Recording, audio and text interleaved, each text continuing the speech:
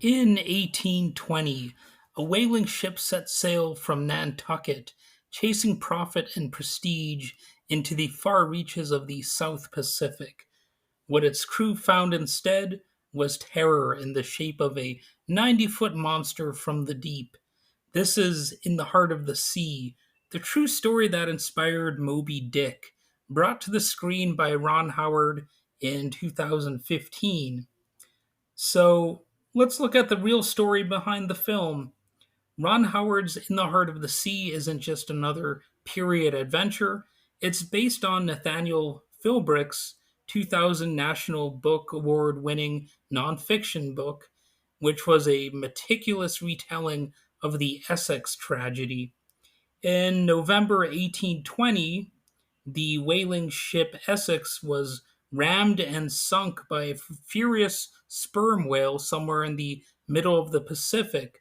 The survivors faced weeks adrift at sea, starvation, madness, even cannibalism were a part of the story. So Philbrick's book reimagines those months of horror through the voices of the men who lived it. Ron Howard took that story and turned it into something visually stunning and at times emotionally gut wrenching. So let's talk about the film. The 2015 film stars Chris Hemsworth as Owen Chase, the ship's first mate, a man of humble birth but towering ambition. His captain, George Pollard Jr., is played by Benjamin Walker, a man with status but shaky confidence, referring to the character, not the actor. So, just to be clear about that. You also have, I believe it's pronounced Killian Murphy. I used to always pronounce it Cillian, but it's actually Killian, I believe. You have Tom Holland, Ben Whishaw, and Brendan Gleeson. They round out the cast, and it brings both physicality and emotional weight to this survival epic that I recommend that you check out. And Hemsworth's Chase is the steady hand, a practical leader pitted against both the sea and his superior officer. There is tension, pride, and a quiet competition that mirrors the brutal hierarchy of 19th century whaling life. So you've got a bunch of different dynamics to the story. It's about the whale, the men, and the myth. So the whaling grounds of the South Pacific were a place where nature fought back sometimes, and it still is today. You sometimes hear about, you know, whales ramming ships and things like that. So that phenomenon is not a truly new one, if you've read about that in headlines. And the story of Moby Dick is really a part of that old school legend of nature fighting back, sea life fighting back. When the Essex finally meets its doom, struck not once but twice by a massive whale, it's a moment that feels almost mythic. The whale isn't just an animal, it's a force of nature, and also perhaps a bit of a warning. And just as in Lord of the Flies, when the boys chant, "Kill the pig, cut her throat, spill her blood," Howard's film shows us what happens when civilization breaks down and survival turns primal. And that's it's a really interesting part of going from the sea to the page and also to the screen. The story of the Essex didn't meet uh, or it didn't end with its survivors. I don't know why I said the word meat there, but it didn't end with its survivors. Years later, Herman Melville heard their tale, including whispers about a pale, scarred whale called Mocha Dick. That legend became Moby Dick, one of the most endearing novels in American literature.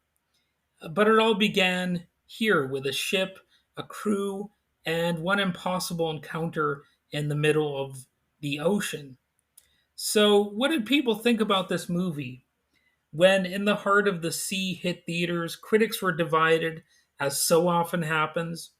The visuals were usually considered stunning, the performances strong, but some felt that the pacing lagged, that the script was too restrained for such a ferocious story. But to me, this is just a good movie. It's actually something that I'm covering for the Halloween season as a bit of a creature feature, because that's ultimately what this is. It is a legendary tale of an iconic monster of the sea, if you will, Moby Dick. Although, of course, you can have that debate about whether the human characters are the monster, or whatever. That's another interesting part of this tale, because ultimately what humans are doing out there, if they're hunting whales, it's arguably well, it is the case that these animals would be defending themselves against any people out there hunting them. And beneath the CGI waves and the blockbuster gloss, there's something raw and deeply human. It's a story about leadership, survival, and the price of hubris. And that's another thing I need to discuss. I just use the word CGI here. Now, it you can tell that it is special effects. All right, I'm not going to say that there are no moments where, you know, you can't tell, or that you can tell, I should say. But the effects are solid throughout the movie. I believe, and I don't think it was anything that truly detracted from the overall quality of the film. I just got a little bit distracted in a few places by the effects, but it's bound to happen when you're. I mean, if you watch old timey movies, they have worse effects than what you see in this movie sometimes. So it it's not a flawless movie. I'll just put it like that. And it's more about facing nature. And when you face nature on its own terms, you never really win. You just survive. And so next time you think about Moby Dick, remember that before the myth, there was the Essex, and before the white whale became literature, it was real. It was out there, waiting seemingly to attack. And this, it is a good movie. It's probably better than you might think. I really, I could imagine myself watching this again at some point, even though I was sort of sitting on this review for a long time. I had written the script down, and I'm sort of thinking that, well, how could a Moby Dick movie be that much better than this one? I'm not really that sure, because I think it has a lot of good details, a lot of good qualities in it, and I don't really understand any harsh critics of this movie that much, because I just can't imagine it being done that much better. And I guess if you've got a different point of view, you could let me know about it, and maybe I could actually understand and agree with whatever you're saying. So I'm open to that possibility of a more sharper critique. But as far as I'm concerned, this movie is pretty legit.